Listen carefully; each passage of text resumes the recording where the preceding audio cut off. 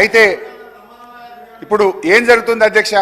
Post office దగ్గర bank దగ్గరికి వచ్చి అవ్వాతాతలు మా 4000 ఎప్పుడు పడుతున్నాయి బిడ్డ అని ఎంతో ఆర్తితో ఆవేదనతో అడుగుతున్నారు.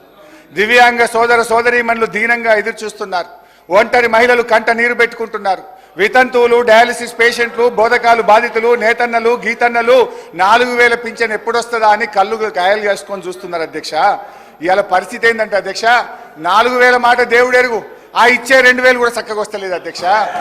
అధ్యక్ష, మే నెల పెన్షన్, జూన్ నెల పెన్షన్, 2 నెలల పెన్షన్ ఈ రోజు వరకు పెండింగ్ ఉన్నది. ఇవాళ 27వ తారీఖు అధ్యక్ష.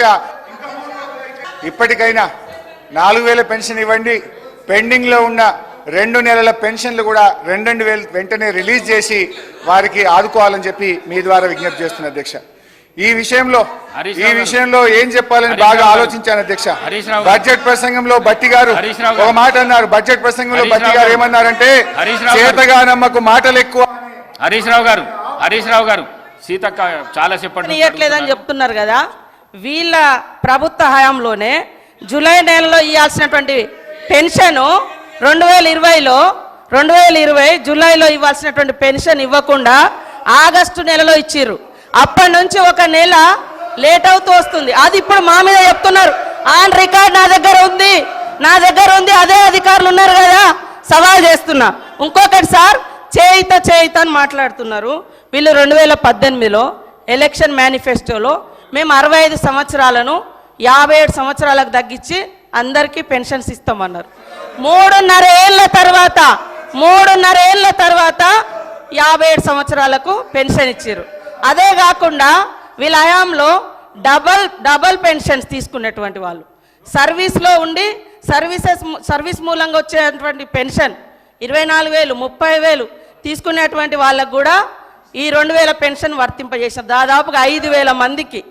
అదే కాకుండా ఒక కార్పొరేషన్ చైర్మన్గా ఉంటూ కూడా చైర్మన్గా వచ్చే అలవెన్సులు తీసుకుంటూ ఈ 6,000 పెన్షన్స్ కూడా ఉన్నాయి. ఇవన్నీ నేను నిరూపిస్తా. మరి ఇలాంటివన్నీ మేము సరి చేస్తూ ఉన్నాం.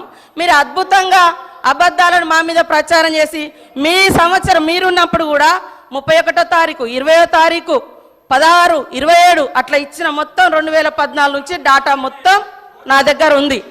మీరు చెప్పటే కరెక్ట్ అని చెప్పి మిగతా వాళ్ళంతా తప్పు, మేము తప్ప ఇక ఈ దేశాన్ని పరిపాలించటం లేరు, అందరు తప్పులు అనేటువంటి విధంగా మాట్లాడడం సరైనది కాదు. నేను ఈ రికార్డు ఇస్తా, హరీష్ రావు గారు చూసుకోవాలని కోరుతా ఉన్నాను. అధ్యక్ష, వీళ్ళు ఎంతసేపు మాది చెప్పే ప్రయత్నం చేస్తున్నారు. మేము సరిగా చేయలేదు కనుకనే మమ్మల్ని ప్రతిపక్షంలో కూర్చోబెట్టారు. రేపు మీరు కూడా ఈడికి వస్తారా? మరి రాండి, మీరు అదే తప్పు చేస్తే మీరు ఈడికి వస్తారు, మేము ఆడికి వస్తాం. అధ్యక్ష, సరే, సీతక్క గారితో నా మనవి, అక్క రివ్యూ చేసుకోండి. మే జూన్ నెలల పెన్షన్ రాలేదు. ఇప్పుడు జూలై నెల 27వ తారీఖు, 3 రోజులు అయితే ఆగస్ట్ వస్తుంది. 3 నెలల పెన్షన్ పెండింగ్ అవుతుంది. నేను ఊర్లలోకి పోయి డైరెక్ట్గా పెన్షనర్లతో మాట్లాడి చెప్తున్నా. ఇవాళ ఉదయం అసెంబ్లీలో మాట్లాడితే కనుక నా కాన్స్టిట్యున్సీకి ఫోన్ చేసి పెన్షనర్ని అడిగి తెలుసుకొని 1కి 2 సార్లు క్రాస్ చెక్ చేసుకొని మాట్లాడతా. నేను అట్లా తొందరపడి మాట్లాడాను. 2 మంత్స్ పెండింగ్ ఉంది, 3rd మంత్ కాబోతుంది. సరే, అయితే సార్, ఇప్పుడు బడ్జెట్ ప్రసంగంలో బట్టి గారు అన్నట్టు చేతగానమ్మకు మాటలు ఎక్కువ అనే మాట ఇది మాకు కాదు, ఆప్ట్గా కాంగ్రెస్ పార్టీకి మీకే వర్తిస్తాయి. అధ్యక్ష, మొత్తం మీద వీళ్ళ స్ట్రాటజీ ఏమిటంటే, ఎన్నికలప్పుడు బజాయించు హామీల డంక అమలు చేయకుండా ఉండేందుకు వెతకాలే ఏదో ఒక వంక. ఇది వీళ్ళ స్ట్రాటజీ.